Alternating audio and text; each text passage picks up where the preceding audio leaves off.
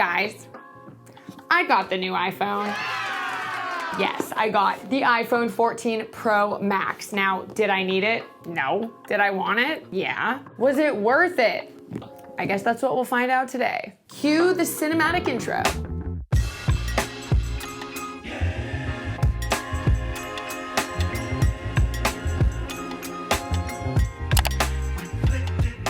God, I wanted to film a little ASMR of me peeling the stickers off the phone so bad, but they made me set it up in the store, so whatever.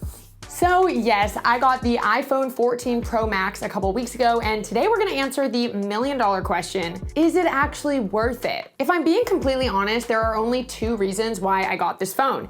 Number one, Verizon was having an insanely good trade-in deal that I couldn't resist, so this phone hardly cost me anything. And the second reason I'll talk about a little later. So let's take a closer look, shall we? I actually went with this new deep purple color. I've only had gold and silver in the past, so I was feeling a little edgy and the purple just seemed really cool. I got 256 gigabytes in storage, which is what I've had in the past. It'll be interesting to see what happens when I take more cinematic mode video and higher megapixel photos, but we'll cross that bridge when we get there. Now, when it comes to what's in the box, you obviously get the phone, and then it also comes with this USB-C to Lightning charging cable. Notice they don't include the block anymore, so you do have to purchase the power adapter yourself. Luckily, they're only 20 bucks, but it is annoying that it doesn't come with everything you need. And of course, it wouldn't be an Apple purchase without an Apple sticker.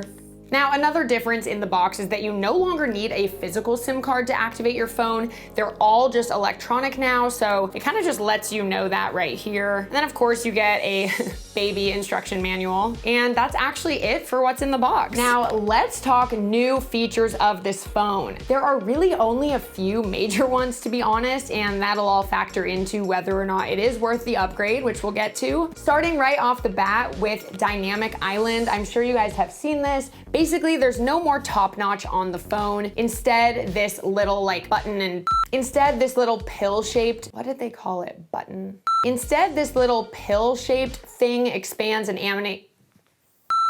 Instead, this little pill-shaped thing at the top expands and animates to show you notifications. So it's, according to them, very fluid and highly responsive. It's pretty smart, if I'm honest, that they're taking that and then expanding the screen to make it seem like it's actually getting bigger when really it's not, but you know, I think that's pretty cool. I will say though, after 1 week of having the phone, I don't feel like it's actually that noticeable, but I do love not having the notch at the top. As you can see, if you open something like Spotify and start playing something, once you swipe out, you get a little preview on the top. And if you force touch it, you get an even bigger preview. And of course, if you click, it'll take you right back into the app. So apparently this is the case with a lot of the different apps. You're allowed to be active on things and you'll still get notified. For example, if you called an Uber and then you go to text someone, your little Dynamic Island will tell you when your car is arriving instead of you having to switch back and forth to different apps. Again, it's not that different though. We had notifications before, but maybe this feature will continue to evolve into something more and more useful. But overall, I'm down to not have a notch.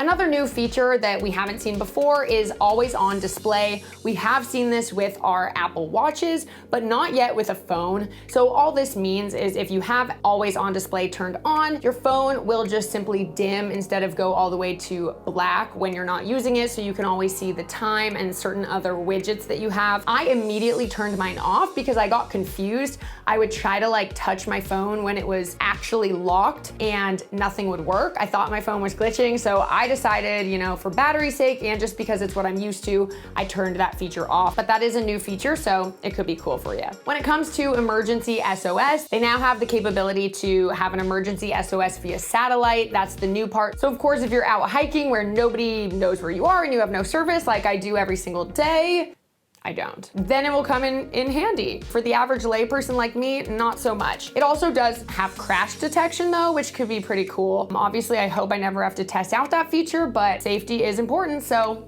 that's great.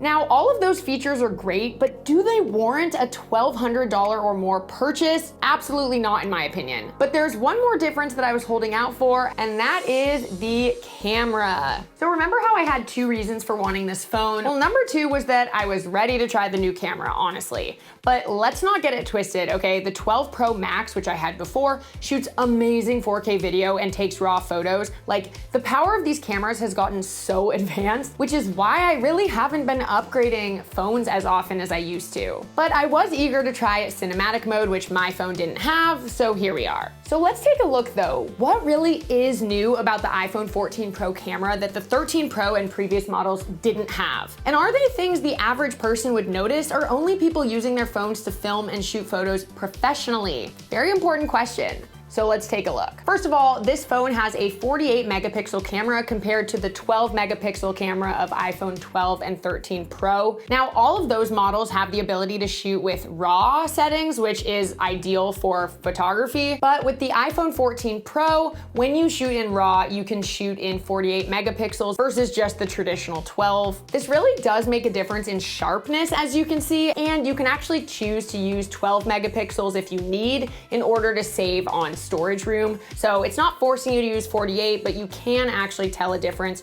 with the 48 megapixels. The next new camera feature is that there is autofocus on the front camera. Pretty cool, not entirely necessary. I've never really had a problem with the front camera, but it does look a lot nicer. The next new feature is action mode, which smooths out shaky handheld videos, or so that's what Apple claims. This feature is very funny to me because the iPhone has some of the best in-camera stabilization I have ever seen, even better than some SLR cameras. So it was funny because when they announced this, I literally thought, wow, way to remarket something the phone already does. Obviously that might not be true, but pretty genius though. Another new feature is that they've added the optical zoom option of 2x, which basically just gives you more zoom ranges to choose from that will keep the high resolution of your photo still. So if you don't really know what that means, which a lot of people don't, optical zoom means that the lenses are actually zooming into the object and adjusting and then snapping the photo. And so it just allows for the photo to maintain that high resolution versus digital zoom where the lens is staying put, but you're zooming into the image that you're seeing, which is why the resolution goes down. So that one is actually pretty awesome in my opinion. You want the most possible options for taking clear, crisp photo and video. Next is macro photography. The iPhone 13 Pro actually did have this, but not the 12 Pro, so this is new for me. And at first I was confused why my photos would get blurry when I got really close up, but as you can see, once you get close to an object, it actually just adjusts to use your wide angle lens so that it can actually focus. I was confused by that before, but now I see that that's actually very worth it. And finally, we've got cinematic mode, which the 13 Pro did have. It was introduced with that. I have never experienced it, so this will be my first time. But what's very exciting is that cinematic mode is now able to shoot in 4K versus just 1080p. So that's definitely gonna take my videos to the next level, which I'm excited for. So now comes the real question. Was it worth it? And here's my genuine consensus. For me or someone that had a 12 Pro or below who cares about photos and videos, yes, it is worth it. And I don't mean like you care about taking family photos when you're on vacation. I mean, you gotta really care about having the best of the best photo and video capabilities, okay? And not to tell you what you should or shouldn't care about, but unless you're capturing content professionally, I don't think you need to care that much, okay? This isn't some like iPhone 5 BS anymore. The 12 Pro and below take incredible 4K videos and raw photos, which in my opinion is already more than is necessary for the average amateur photographer or just person roaming around. But again, if you have the 12 Pro or below and you do care, then the upgrade is worth it. So in my situation or potentially yours, it could be very worth it. The 48 megapixel raw photos, the 4K cinematic mode, the 2x optical zoom, and the macro photography capabilities are huge upgrades to what you had before. Now, if you have a 13 Pro and you're contemplating the 14 Pro, honestly, I don't recommend unless you have to. For most people's purposes, the 13 Pro camera is just as good as the new 14 Pro, and there aren't enough new features this time around to warrant another $1,200 purchase, in my opinion. Unless you really, really need that 48 megapixel resolution, but I'd figure you might use your DSLR camera for that anyway, so. And when it comes to the new features not relating to the camera, because I know I'm talking about the camera a lot, my consensus is that it's honestly not worth the upgrade. I've noticed the bulk of improvements in recent years have been software related versus hardware related, which makes buying the new phone a lot less desirable. So that's my hot take. Thank you so much for watching. If you want to watch more iPhone related videos, click on this playlist here and subscribe so you don't miss a beat. See you guys in the next video. Bye.